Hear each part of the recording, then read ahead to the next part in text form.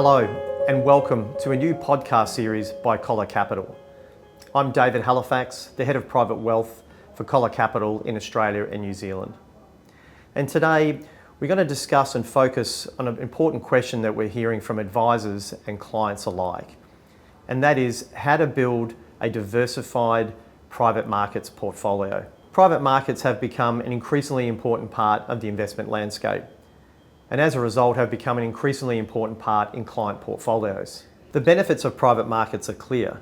They offer greater diversification, access to markets that otherwise are not available in the public domain. At Coller Capital, a global leader in private equity and private credit secondaries, we see firsthand how the market has evolved in private markets. And we're increasingly seeing investors allocating into secondaries alongside primary funds to build a well-diversified alternatives portfolio. Historically, accessing private markets has been an issue for private wealth, but with the emergence of evergreen funds, that's no longer the case. Really the key challenge, and what I feel is the key opportunity, is creating a well-diversified alternatives portfolio, given the numerous choices that are available to clients in the market. And today I'm happy to welcome Daniel Kelly, Chief Investment Officer at Viola Private Wealth, one of Australia's leading private wealth firms. And as CIO, Daniel is responsible for constructing portfolios for some of the wealthiest clients in Australia. Delighted to see you again, Daniel, and thank you for your time today. Thanks for having me, David. Good to see you. Perhaps before we get into sort of the discussion around alternatives and private markets, perhaps if you can give us a bit of background around your journey in investments from your sort of career and what brought you to Viola Private Wealth.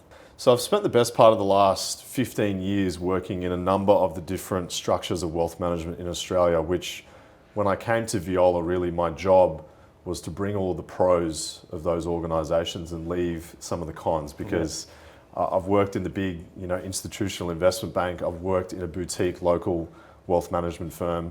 I've also worked in one of the domestic local banks here that have a wholesale investment offering as well. So when you work in all of these organisations, there are things that they do that are really good, and there are things that they do that frustrated me as an advisor or part of the investment team at these groups. And so they tasked me with building an investment philosophy that was best placed for modern private wealth management.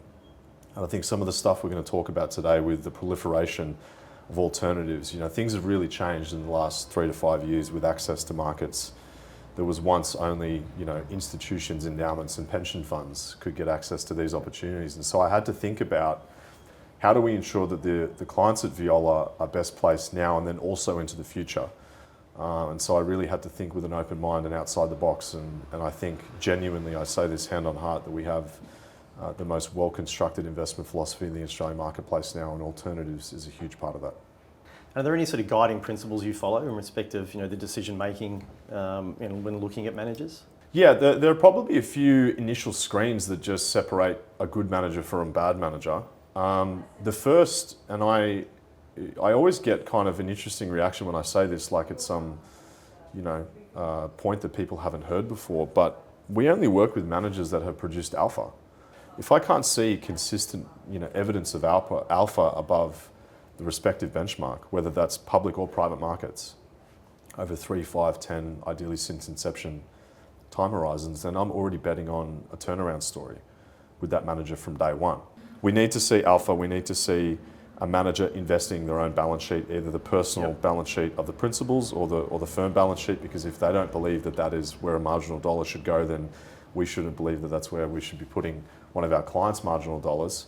And then just alignment of interest. So that's by no means, all of the story, but that's a good starting point. Yeah, I think having skin in the game is really important from that alignment of interest, as you mentioned. And Daniel, just in regards to the framework and the philosophy you actually have at Viola Private Wealth, I'd love for you to just maybe elaborate on what you've actually created, within the framework that you have for building portfolios and across the various asset classes. Sure.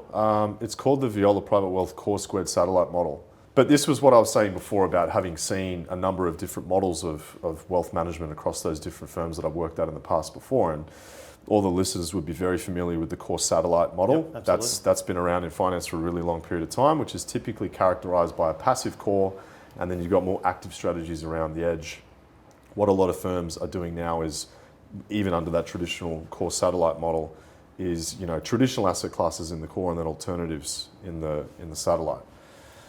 With the democratization, the proliferation, and the increased access that even a relatively low balance client, can get into a very well diversified alts portfolio now, I'm amazed at how far the minimums have come down. It really gives us the ability to, kind of build these institutional grade portfolios for even clients with just a couple of $1 million to invest. You don't have to have family office level 100 million or more balance sheets to do this now. So what we believe is there needed to be an update with the model.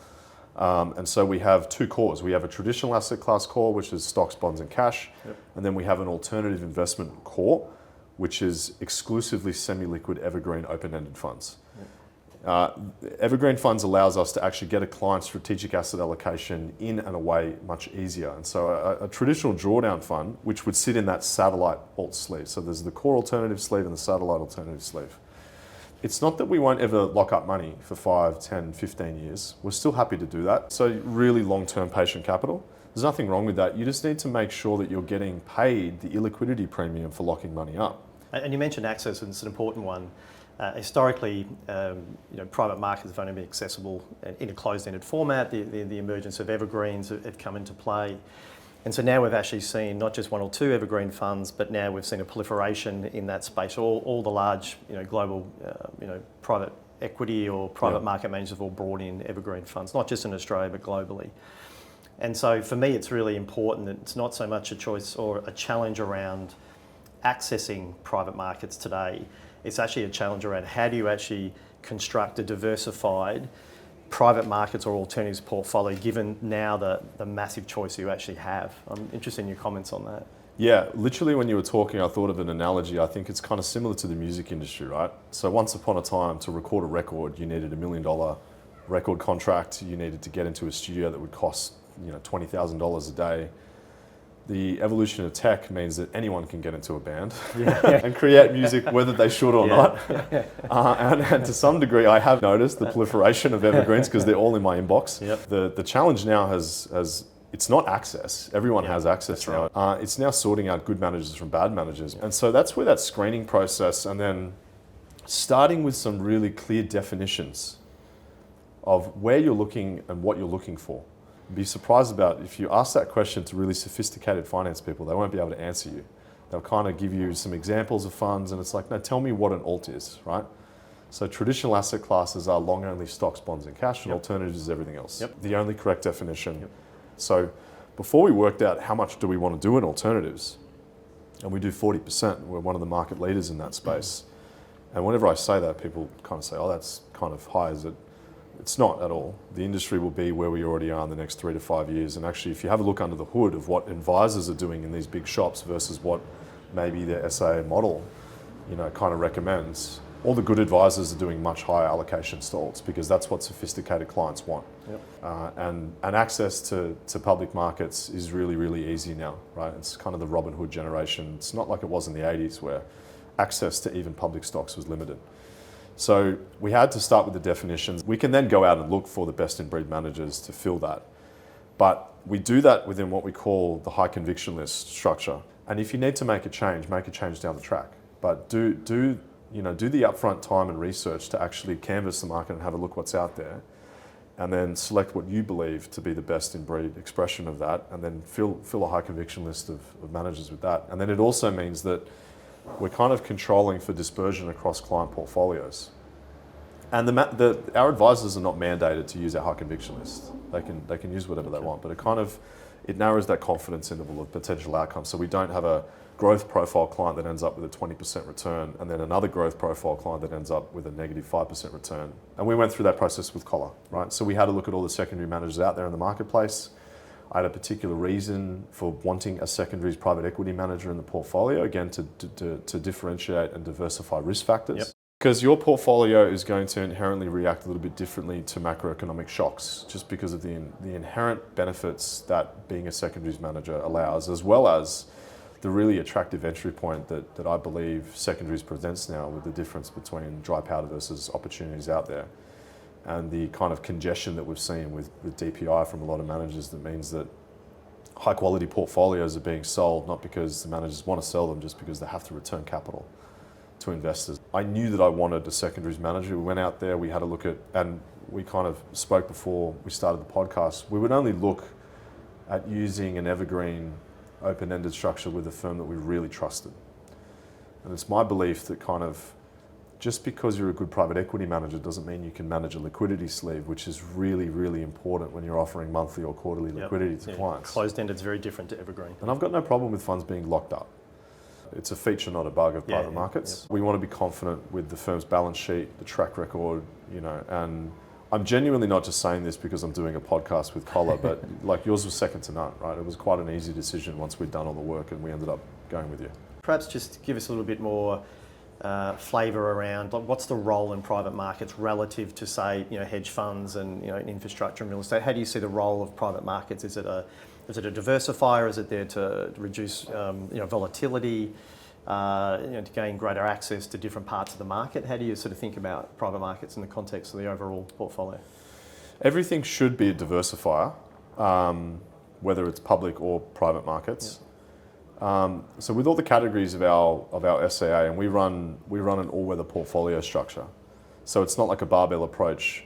Macroeconomic environments, I think, are even more difficult to predict than they were before because we're in a new world regime, in my opinion, of structurally higher inflation, shorter and sharper economic cycles.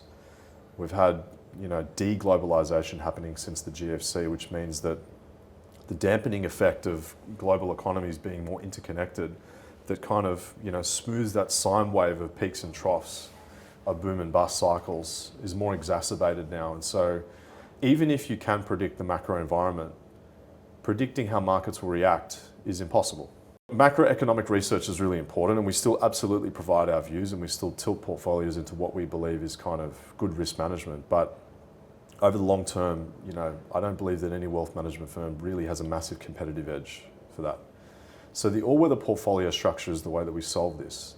Something that will compound as consistently as possible, still achieving really attractive returns of somewhere between 8 to 14% per annum. We use all the tools in the toolkit now because they're available to us. So we do still use public equities, right? And they still do a really important job in all of the heavy lifting with the growth segment of the portfolio. We use fixed income, but only investment grade because I need fixed income to actually act like fixed income when the time comes. Yep. And so if you're trying to chase a few extra percent of yield in that sleeve by going to high yield, it'll start acting like equity when you want it to act like fixed income, and it's not its job. Yep. And then as we go through those alternative investment classes like private equity and venture capital, that's our growth engine of the alt sleeve, right? Private credit and private debt, we really only use the senior secured, more investment grade focused private debt and private credit because, again, it's meant to be kind of the consistent income producer of the portfolio. Property and infrastructure saddles both of those objectives, right? It's kind of a good kind of middle child of private equity and private credit. You're typically expecting 10 to 12% total return and maybe 3 to 6% of income. The good thing about Coller, because you have a distributing share class, it gives our advisors so much flexibility when building a portfolio. So normally when you're modeling out a portfolio and you're allocating 10 or 15% to private equity, the concession that you're making is you're giving up a lot of yield. Yep, it's all accumulating. Yep. It's all total return. Yep. And so if a client still wants a 12 to 13% total return portfolio, but they have a minimum yield requirement because they still need to pay living expenses of 4 or 5%, Coller helps us achieve both of those objectives at the same time, where we're still achieving a really fantastic total return, but it's also helping the yield on the portfolio. So when you model out the attribution, Coller actually, when you do the MVO, the mean variance optimization, the model wants to throw a lot of money into Coller, actually, because it goes, hang on, this is a really good trade-off. It's great to hear, by the way. So when we run the MVO on the portfolio, right, it's like, how do we maximize the return at a level of risk that's acceptable, right? Because you can maximize return if you don't care about risk, but that's not the right way to manage money. So when we run the MVO, there's two funds. It wants to throw all the money into your two funds, and we have to constrain it. Actually, say no, we can't do 40% into Coller, right? As much as I'd like to do. Diversified. Diversified. We have a 5% hard cap on private market funds, but because it gives good yield and good total return, it wants to throw quite a lot of the private market allocation into Coller. Whether you have a total return client, whether you have a balanced client or a yield client, Coller can actually kind of sit in that portfolio. Hedge funds, is the resilient ballast that during times of market stress or increased volatility would expect greater alpha from that. We've seen that from all of our hedge funds in the last 12 months. Something that Trump brings to market is just consistent volatility, but that means consistent buying opportunities regardless of macro. Secondaries have an interesting sort of role in the respect that they do actually have a natural form of liquidity coming through. And that's the reason we have, like, because of that cash flow that comes in, that's the reason we can actually distribute roughly an 8% distribution per annum. And how do you explain secondaries to, not just to the advisors, but from the advisors down to the end clients? Because it's, to me, secondaries are very simple to understand, but obviously I work for a secondaries manager. Every market has a primary and secondary market. So the first way that I explain this is, like, you already know this with equities, right? We're not just giving you an equity allocation by buying every IPO. So that's where I start. Everyone's like, oh, you're right, actually. I'm like, yeah. But at the same time as, having some assets in there that are high quality, there also might be some others that, ideally wouldn't come with the deal, but they come with the deal, and you just, you price it and you value it accordingly, and you pay the price that the portfolio deserves. But when you explain it to clients, they kind of go, yeah, that makes sense, actually. Like, I could see myself needing at some point, hypothetically, to sell out of a private equity fund that I've gone into, that, we're trying to do something else in the portfolio. There's some other investment opportunity that deserves that money, and we've kind of made sufficient return that we want to exit. And so it's quite an easy conversation. Yeah, and real estate's another great example, isn't it? If you go and build a house on a vacant block of land, that's the primary transaction to me. And we all love real estate in Australia, obviously. If you go and buy a house or an apartment off someone else, that's another secondary transaction. So yeah, and if you sell a property, doesn't mean there's something wrong with the property. That's right, yeah, right? Exactly. Yeah. It just means that your lifestyle and you have something that you need to go and do with that money. But it doesn't mean that the asset is impaired or that there's some skeletons in the closet. That was the initial pushback initially, actually, on secondaries that we had to kind of combat, and you and I did a good job at that. And the market, I think, is somewhat misinformed about this, is that you're just going and buying poor quality portfolios at a really deep discount. And so part of the due diligence work that I did into Coller was actually looking at the organic IRR growth of the earnings per share of the portfolio, or EBITDA growth of the portfolio, versus how much the discount had contributed to your total IRR. It's actually a really nice balance between the two. We want to see the portfolio organically growing, which means it's a good quality private equity portfolio to begin with. It's then bolstered by the discount that naturally you expect as a buyer. And perhaps just, for other CIOs, other advisor firms that are thinking about, selecting a secondary strategy, what kind of criteria, what are you thinking about? Anything else that comes to mind? Before you even get to the actual analysis of what separates a good secondaries manager from, a poor quality secondaries manager, you need to understand why you want to do secondaries in the first place. Because the research criteria and then the selection criteria is different than that of a buyout manager, or it's different than that of a pure continuation fund, or it's different than that of some other structure within private equity or another asset class. Start with the definitions of the asset classes. Start with your allocation. Like, do you know how much a balanced profile needs to have in private equity and venture capital? Because I know exactly what it is at Viola, but a lot of groups actually don't. They have one overarching allocation to alts, and it might be 30%, but how much of that is going into each of the sub-asset classes? You have to start there, because how much budget do you have to spend? You might not have the budget for a secondaries manager, because you would only go and look for a secondaries manager if you have some of the more vanilla structures covered first. Like, you do just need a traditional buyout manager first, right? Start with kind of traditional private equity before you get into the more niche strategies.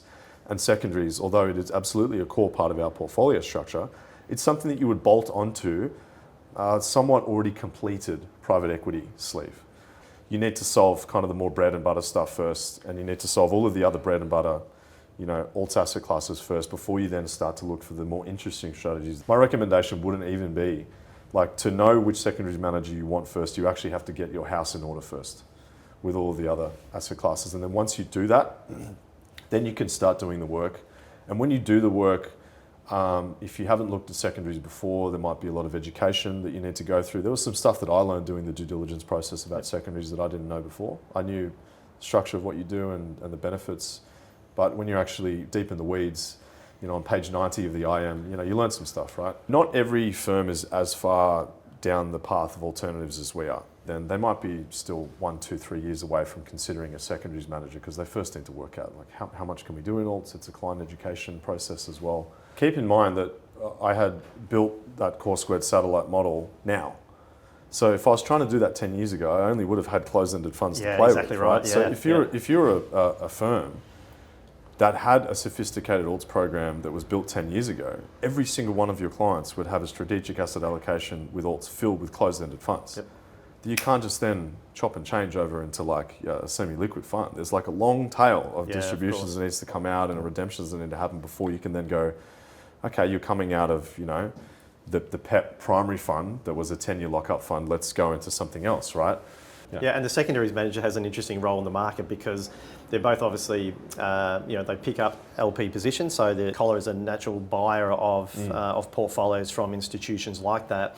And then in addition, we're also a GP, we're a fund manager actually promoting and selling our fund into that institutional market as well. So we sort of sit on both sides of the fence, both as an LP and also as a GP. Yeah, that split between LP and GP led was also something that led us to choose Coller because the structure of your portfolio is kind of more inherently aligned with liquidity. So you guys do a great job at educating. You've got a fantastic page that explains the supply-demand gap, the market thesis, like why secondaries, why now. I always like a manager to kind of come to me with that, like, why this and why now? Like, why now? What's the interesting and compelling opportunity now? Not because we're trying to make short-term money, but the base effect matters, right? Like the starting point for a client's portfolio or a fund matters. And so if there's a particularly attractive supply-demand mismatch, no matter where that is, we want to be investing in those markets. The realities are that secondaries have now become a legitimate portfolio management tool for pretty much every major institution that invests in private market. Coller has the Secondaries Institute, so we're very mindful that we need to educate the market on, not just private markets, but what are secondaries, how do they work, and why now? So yeah, exactly. That's exactly right. Excellent. Well, Daniel, thank you very much for today's conversation. It's been really insightful. Really appreciate your insights into portfolio construction and how you're actually thinking about alternatives and specifically private markets and secondaries in the context of that. No, thank you. And thanks for all the support that Coller gives us. Like, you guys are transparent, you're timely, you're always available. So, we want to form long-term enduring relationships with firms like yours. So we appreciate it as well. So thanks for having me.